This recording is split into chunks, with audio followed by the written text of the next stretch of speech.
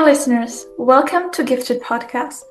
Today I am joined by a special guest speaking to me from overseas. Elinor Taussig is a mother to 3 gifted kids who experienced the education system in both Israel and California Bay Area. After more than 25 years in tech, she shifted to earn her master's degree in education and was a middle and high school teacher in Israel. She is currently back in California, working as a tech manager at Uber. Hello, and thank you for accepting the invitation. Hi, it's good to talk to you. Elinor, how did your journey with giftedness begin? When did you first realize your children were gifted? Good question.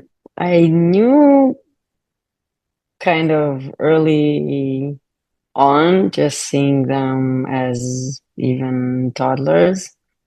Um, I th My elder is now 16, and I think the first time when she was in kindergarten, it was here in California, and her teacher told me that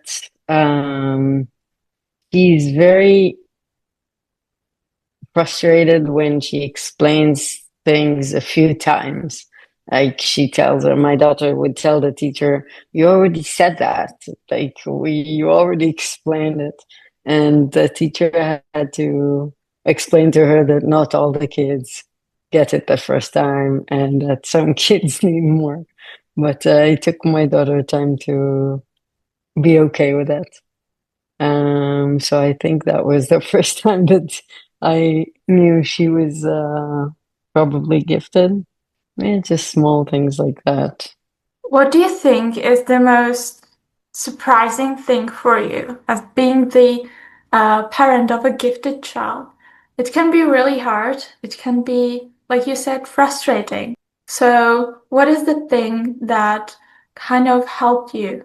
First of all, I once I got into the world, I tried to educate myself. I read books. I talked to teachers, friends, parents. Um, I was also a gifted child, but didn't do a lot about it. And my husband was also. Um, so just trying to get the knowledge, because sometimes you don't really know that things that are happening are related to it.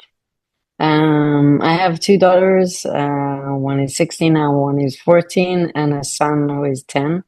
And I think with my son, I'm actually struggling the most because he's really, really, really, really, really smart, like more than all of us. And for him, even when he was in a gifted class in Israel, um, his teacher would say he's the smartest one there, and the kids there called him the genius. So it's kind of probably difficult, and great, of course, not just difficult. But what helped me is educating myself on what does it mean and what are some ways to deal with it. You've experienced gifted education from very two different cultural contexts, Israel and the Bay Area. I'm really curious. What's the difference? What changed? And could you describe that a little bit, please? Okay, so Israel is pretty unique. Most of the country is public education. There are not a lot of private schools. And there is a test for gifted education that all the kids take in second grade. And the idea is to basically find the top 2% are defined gifted, and then the top 5% are defined excellent, and then there are special programs for each one of those. The gifted kids can choose, I mean, you can choose not to do anything, or you can choose one day that you're out of school and have a special program with other gifted kids in the area,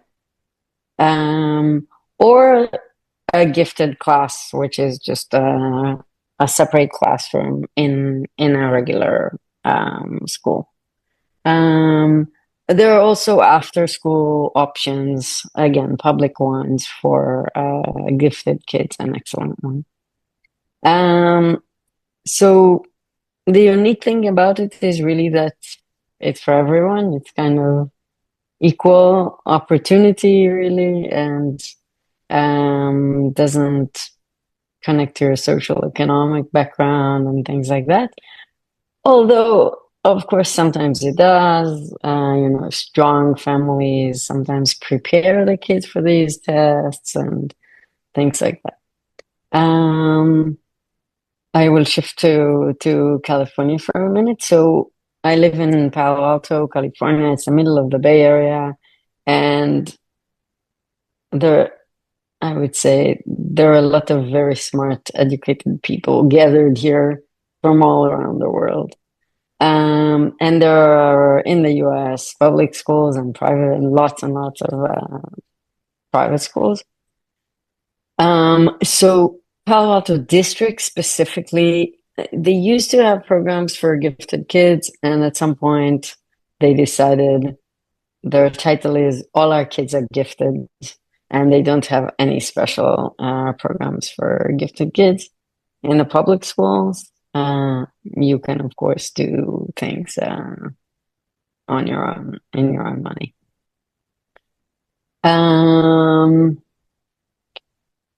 So my kids started school here in California. We were living here back then.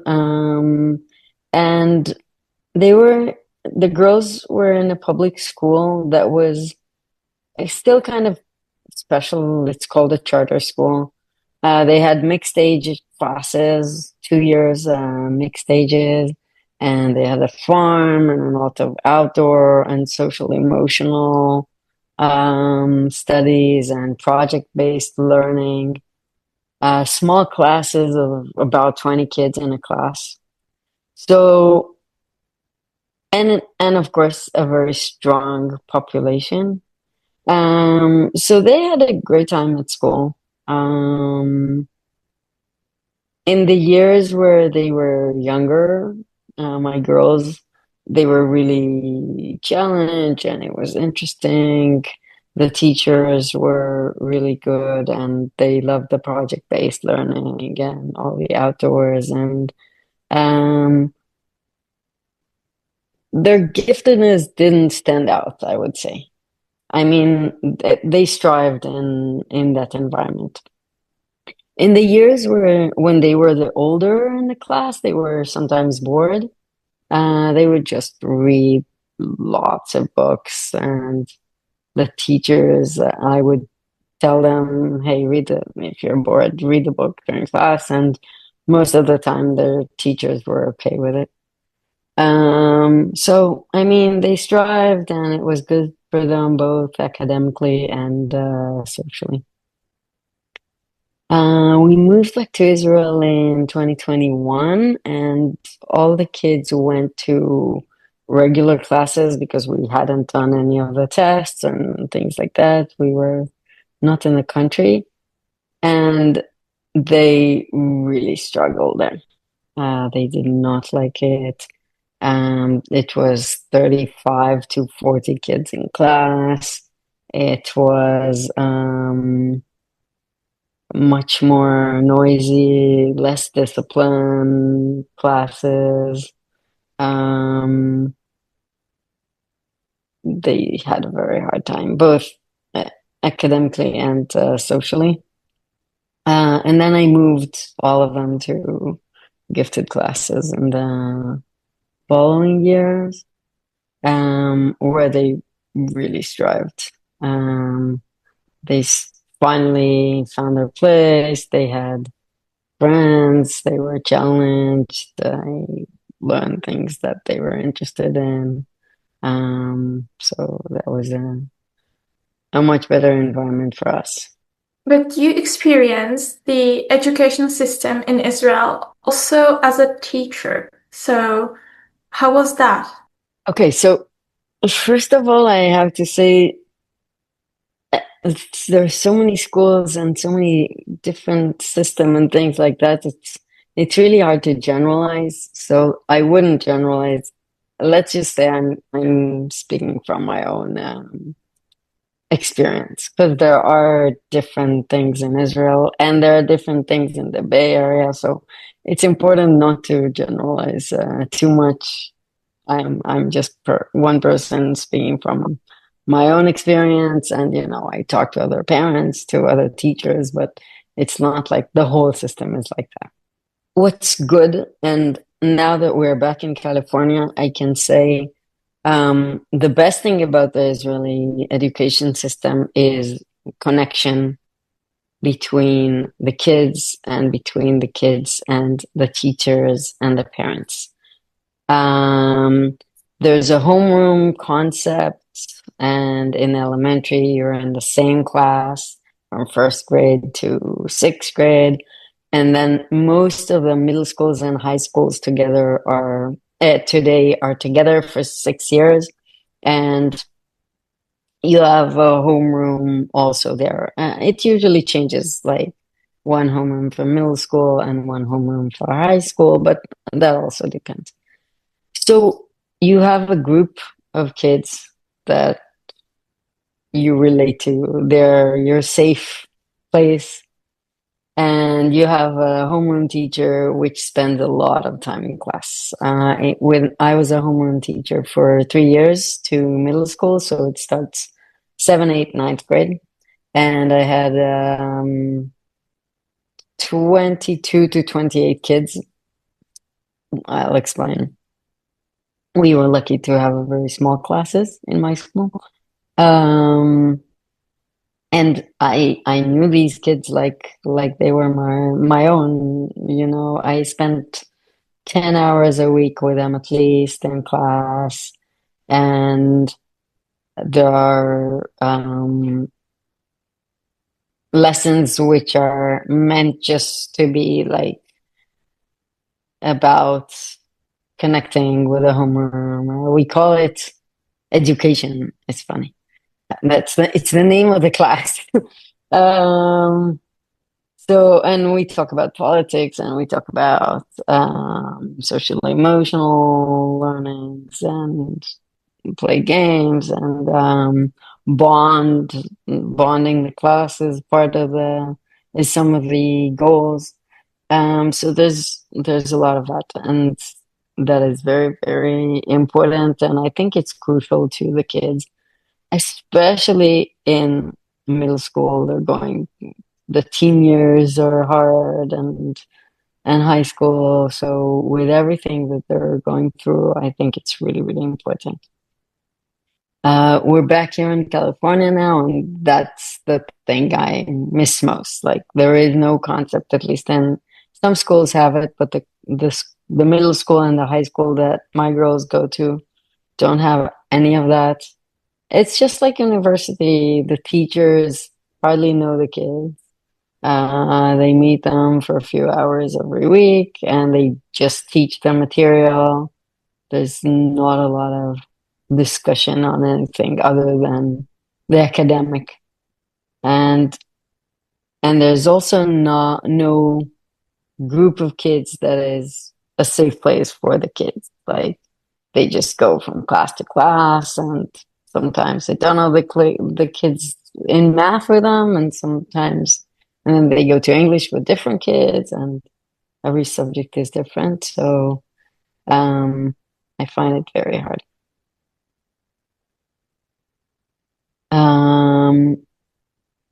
But on the other hand,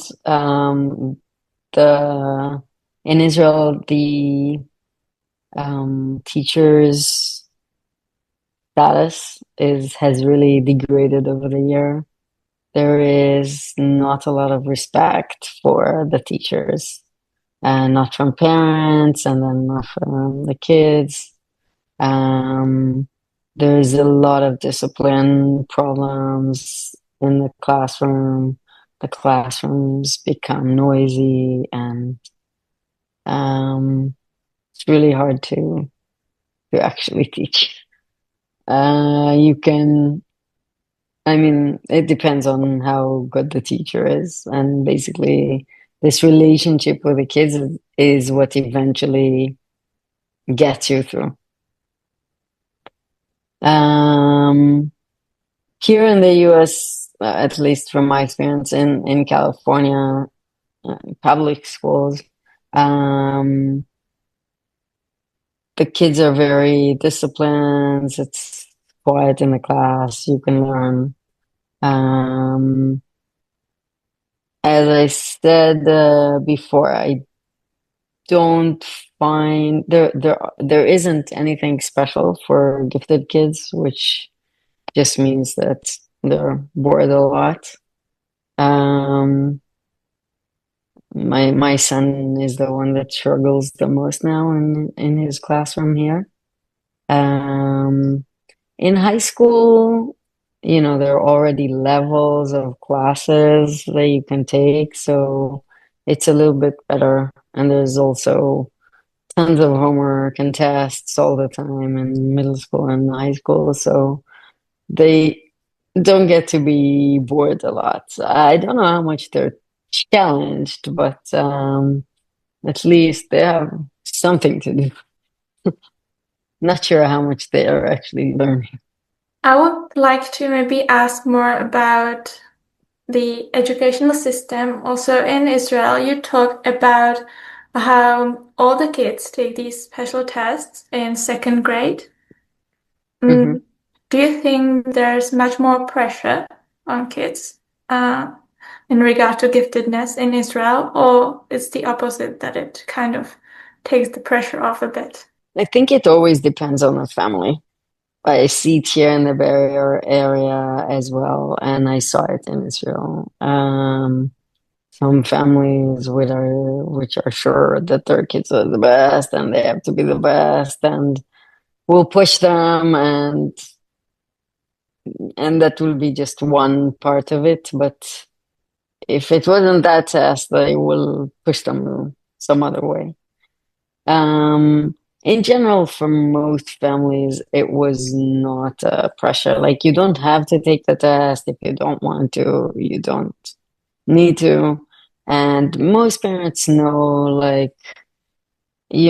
where their kids are, kind of. So they either choose to take the test or not according to that. And the teachers also recommend, like the teachers can recommend to the parents. So I think they're doing it pretty in a good, like, they learned the system. It's been going on for years in Israel. I did it when I was in second grade.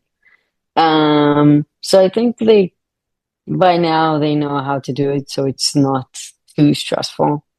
I think most of the pressure actually comes with families. Like, I was like, oh, what if one of them passes and the others don't? So between siblings, things like that can cause pressure. That is maybe the hardest thing there. And there's a test in second grade where you can go to then elementary school gifted class, and then there's another test. This is something from recent years. There's another test to go to middle school in sixth grade. So that is another very stressful point for the kids who are already in a gifted class. If they don't pass the sixth grade test, they cannot continue in a gifted class in middle school. So that's a stressful point. Again, it's a new thing. It's only been a couple of years that they've been doing that in Israel. I think that should be changed, because this process is very problematic for some kids. You also mentioned the kind of support the kids receive. How was it for your kids? What were the examples of things they did on those days when they had the project-based learning, or some of these special classes? Nice. So, again, my kids went to gifted classes for the whole week. So really, I think the most important thing about it is that they were with peers that were equal or the same. I think that's even if you don't change anything in the curriculum, and you don't change anything with the teachers, just being with kids like you is the thing that makes the most difference. And again, socially and academically. My son, for example, all the boys in Israel played soccer. And he's an athlete. He runs, he swims, he bikes, but he does not like soccer. And he had no friends in the regular class. Like they were all just in soccer all the time. He would play with the girls, but he didn't have any friends who were boys.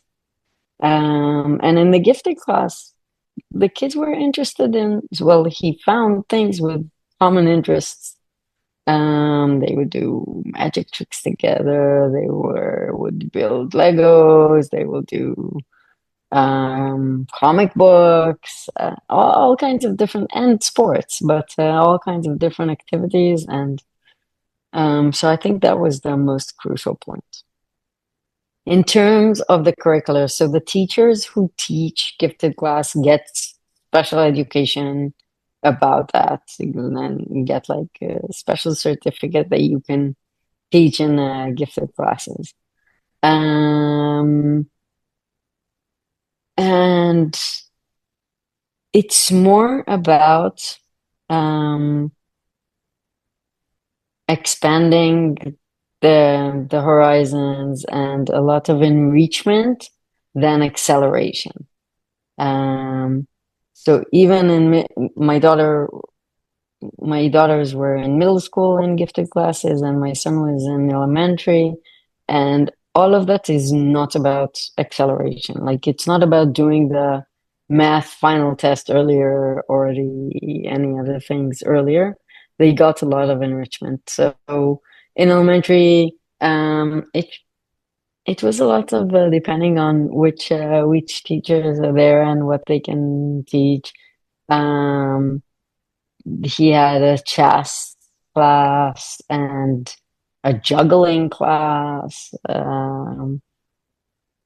all kinds of things like that. In middle school, they had a program that was with Tel Aviv University, where they would go one day a week to the university and had lectures from professors and would do kind of like a small research project during the year and all kinds of labs and things like that. The project-based learning, there was a lot of that. I would say it was also in the school where I taught, which was not a gifted class, which was not for gifted classes. I was doing it mainly in middle school in Israel, and what we did is we took all of the humanities or social studies subjects.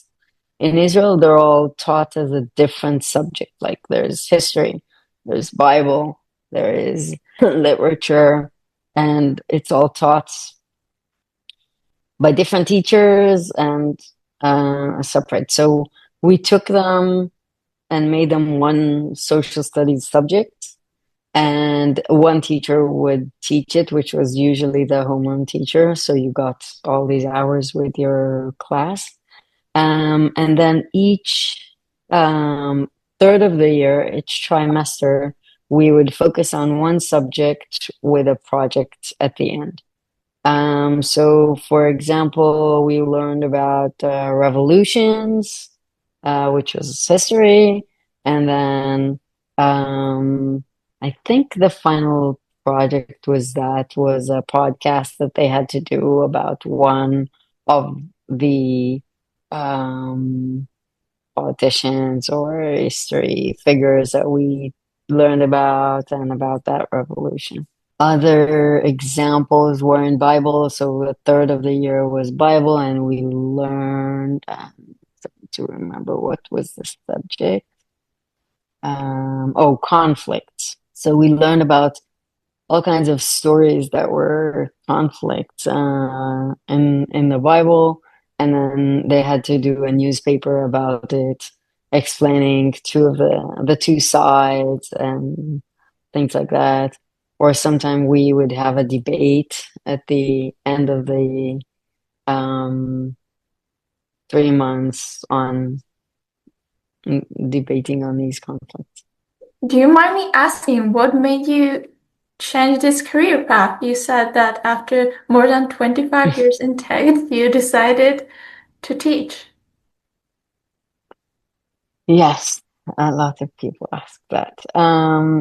So first of all, I think I was also always interested in teaching. I started my tech career in the Israeli military as a software engineer, and I also taught the software engineering course there. And then when I started working in tech, I volunteered at the high school as a teacher aide and things like that. So it was always there. Even when I was working in high tech, I used to do trainings for the company. I was working at Facebook Meta, so I did like a leadership course there and communication skills, things like that. So I just at some point wanted to dedicate it. I think that education is the future. I think that devoting time to the next generation is really, really important. I love the kids. I like the connections, and decided to do it full time. We went again. We moved back to Israel, and that was kind of a point where I could choose to continue in tech, or it was a good point to change. And also Israel was going through all of this political turbulence, so I thought it was very, very important to educate the next generation. Do you think that as you became a teacher, you also looked at gifted students and maybe your kids from like a different point of view? That's something kind of.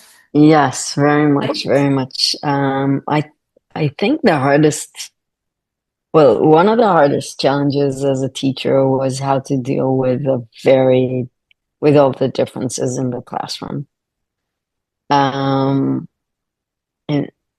I had kids with ADHD, I had kids with psychological issues, and then just very different academic levels. And how to cope with that is really one of the biggest challenges. And then I realized how hard it is for teachers to teach gifted kids in a regular class, and for those gifted kids to be there and still enjoy. What I try to do in my classes is really sometimes I would come with 3 lesson plans, like one for the for the kids who were struggling and had a hard time, one for the whole class, and one for the excellent students. But it's really hard, like dividing them into groups, telling each one of them to work on something else, maybe take part of the class. I would do an instruction for part of the class while some others are doing other things, working on their own or working on worksheets.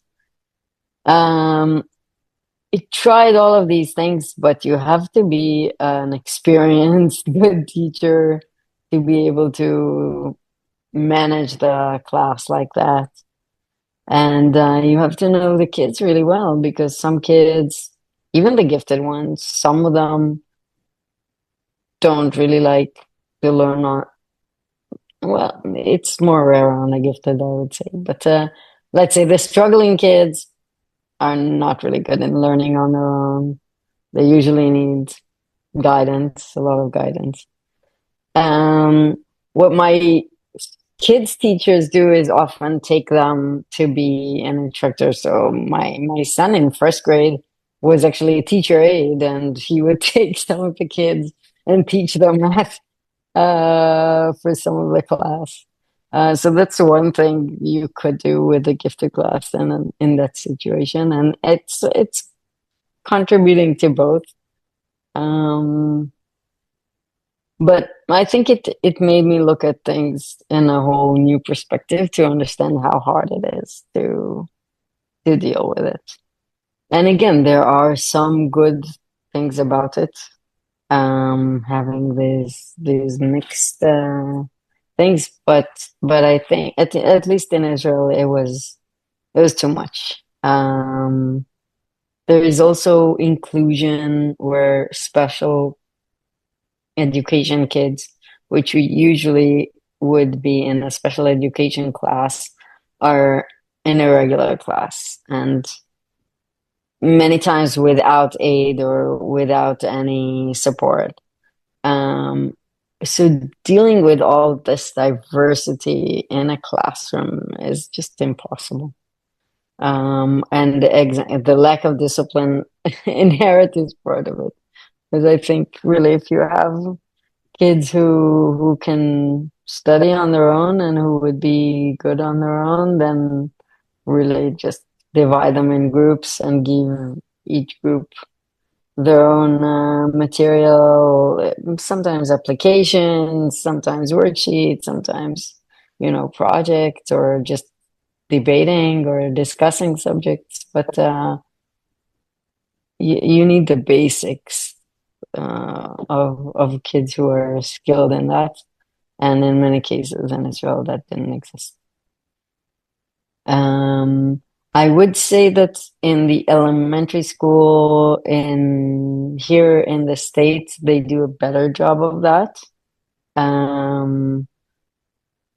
There are also a lot of project-based learning, and there's also a lot of groups dividing into groups in the class and teaching different things to each group.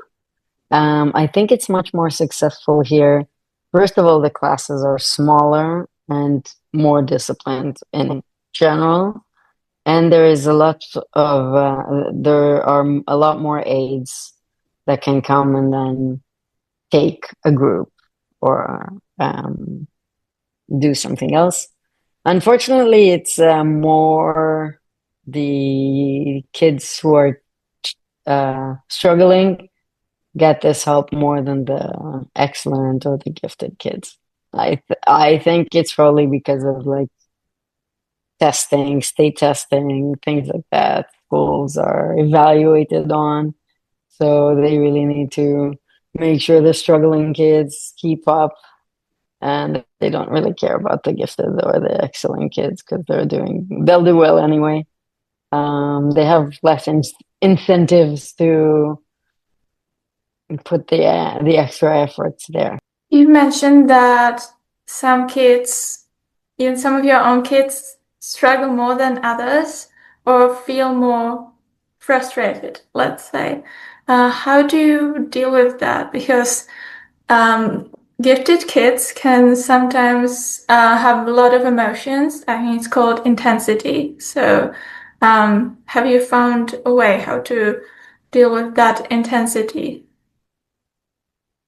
Yes. So my eldest was actually having the most challenges back then mentally, and she had like sensory, how is it called? Like issues with loud noises and textures and things like that. She was the first child, so I didn't know a lot of these things back then. She would only have tantrums and things at home. And at school, she was always perfect. And in classes, like outside of home, she would always be great. And someone explained to me that she's really putting a lot of energy to keep up during the day, and then when she comes home, she would collapse and be anger and take it all on us. So I think it's helped me cope. I mean, just knowing that, being less upset with her, being less angry, being more empathetic. What helped her the most is horseback riding. She started horseback riding. It wasn't like a therapeutic horseback riding. It was like normal, but it really helped her mentally. And to this day, she's in horseback riding. She's competing now, jumping like very high level. It gave her a lot of self-confidence, and being able to control this big animals, I think served very good for her. Middle daughter is, I would say, her EQ is the best of her giftedness. Like, she's gifted in that more than the others. She was always very social and had lots of friends, and these are the things that matter most to her. So it's cool for her. She wouldn't stress on the academics. Like, she did well. She didn't complain too much when she was bored or anything. For her, it was always about getting her with the right kids. So in Israel, when she was in a normal class, she struggled with that. And then when she moved to a gifted class, she found friends very fast. And again, it was just common interests, things they like to do. And my son, right now, he's really struggling in school. He strived in the gifted class. He loved it. And now he's like getting bored, saying he doesn't want to go to school, things like that. We're thinking of moving him to a private school, maybe, for gifted kids. And it's sad because I also, the one thing that is missing is being in the neighborhood. Every time you take the kid from the neighborhood school, it's hard socially. Like, now doing things after school becomes hard, and going to friends' houses and things like that become much harder. So that's why I didn't push to put them in gifted class always, and hesitated. But from what I see, at least in elementary and probably middle school, still being with your peers that are equally gifted is really important. Again, in high school, I think it's less critical because a lot of the studies are already leveled and accelerated and things like that. So if you had to now compare these two experiences of being in Israel, being a teacher in Israel, having your children in gifted classes, and now California Bay Area, when you said that there are no gifted support possibilities anymore. Do you think that, like you said, some of the aspects are better there, some are better there, but do you think that gifted children can thrive in Israel and in California Bay Area too? That there are these possibilities that kind of weigh themselves out? I think they can strive. I mean, really, it depends on the family and the environment more. So that's first thing, like if you give them the support at home, they can thrive no matter which school they're in. But as I said repeatedly, I do think that being with peers who are like them is really the most crucial thing. I can give you an example with my son. Every few months, he's into something very intensely. So he had a geography phase where he would look at the globe all the time and study maps by heart, and he can tell you every island in every place. So what's the square foot? What's the area? How tall is the biggest mountain? Like any geography detail that you want. And he was in a normal class there, and kids would be interested at the beginning. He's a very creative kid. He has lots of ideas on what to play. He has all these knowledge. So at the beginning, kids would really be intrigued, and he was popular. But he continues to talk about this subject. And after a while, kids get bored. Like they go on to different things. And even when he talks to me about these things, like after half an hour, I'm like, oh, okay, I've had enough. Go. And he can go on and on and on about it for hours. So this intensity that you mentioned causes a lot of social issues. It's when we moved here to the US, he was into geology. He would look for rocks all the time and sort them and cut them apart and things like that. And again, in his new school, at the beginning, he had lots of friends around it. They would go during recess, look for rocks and talk about them, and he taught them things and how to break them and stuff. But after a while, they wanted to move on, and he was still on this, like, very intense. So, these are the things that are different when you have kids like you. Like, okay, they can talk about math problems with you for hours or whatever, right? They don't get bored. This makes a lot of difference.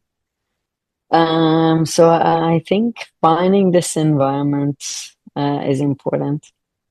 I have tried to always, when they were in a normal class, it really depends on the teacher and how well the teacher can support it.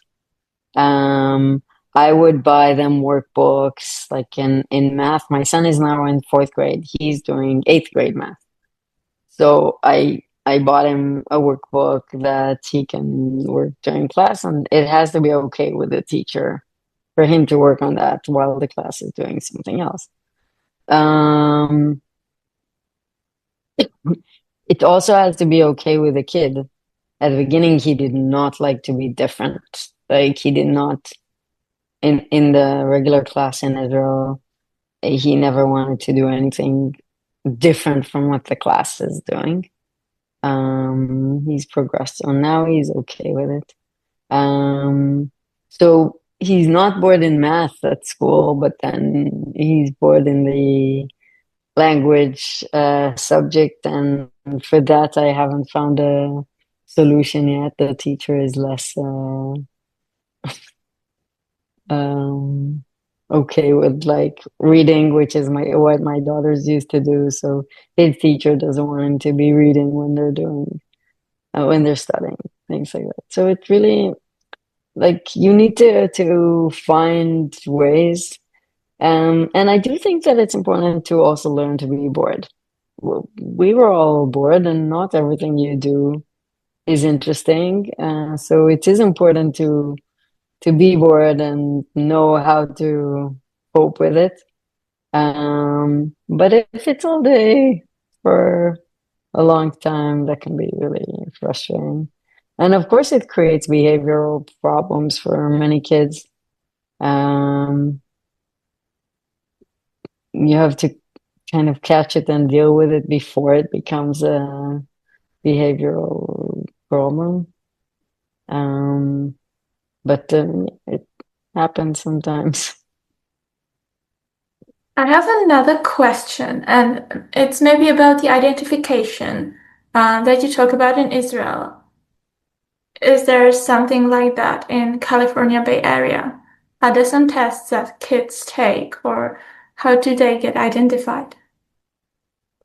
So again, some of the districts still have programs for gifted kids, and I think it's based on your, like they do testing all the time, and I think it's based on these testing scores, and then your teacher can recommend that you do a test or something like that. To get to the private schools, there are a few private schools for gifted kids, and then it's a whole big application process. It's kind of like going to college. You have to give the grades of your school and recommendations from teachers, things like that. They do a IQ test, so they send you to some special things to do an IQ test. There are interviews with the kids and with the parents, and sometimes like shadowing sessions where they would ask you to come to the school, and then you can learn about the school, but the school also learns about you. So it's a long process. And there is a lot of stress around it. But here it's not just for gifted kids, because there are all these private schools. All of these processes to get into the private schools and things are very competitive, and it's a very competitive environment in general. Even the public schools, like in high school, it gets really, really intense and really, really competitive. And how kids are coping with it depends again on the parents and their self-esteem and what they have endured until today. A lot of kids here have mental issues around this because of all this pressure. I'm still new to it myself, but from middle school already, kids start thinking about university, and a lot of the parents in the Bay Area went to very good universities and expect their kids to go to very good universities. And the pressure just builds and builds and builds. And a lot of these kids do not handle that pressure very well. It's not just academic. You have to do very well in school and take the most advanced classes and take a lot of classes and take courses in university while you're still in high school and all of these things to get acceleration. Now it's all about acceleration. And you also have to have a sport that you're really good at and you're competitive at, or music. Like you need to have extracurricular activities that you show that you're have been doing for many years, and kids don't really get to enjoy their teenage years. It's really sad to see. But again, the families can manage that pressure and make sure, I'm not pressuring my kids to go to Stanford from the age of 3. I want them to enjoy, be with friends, have free time, I want them to explore different subjects and not you're good in math, so you're just going to do math all day from morning to evening and go to all these accelerated classes. So I encourage them to take science and humanities and Thank you so much for being here today. I really enjoyed our interview. I think your perspective, the perspective across cultures and across roles, is incredibly valuable for me and also for the listeners of this podcast. So thank you very much. And to you listeners, I wish you a lovely day and bid goodbye until the next episode of the Gifted Podcast. thank you. It's been really great to talk to you.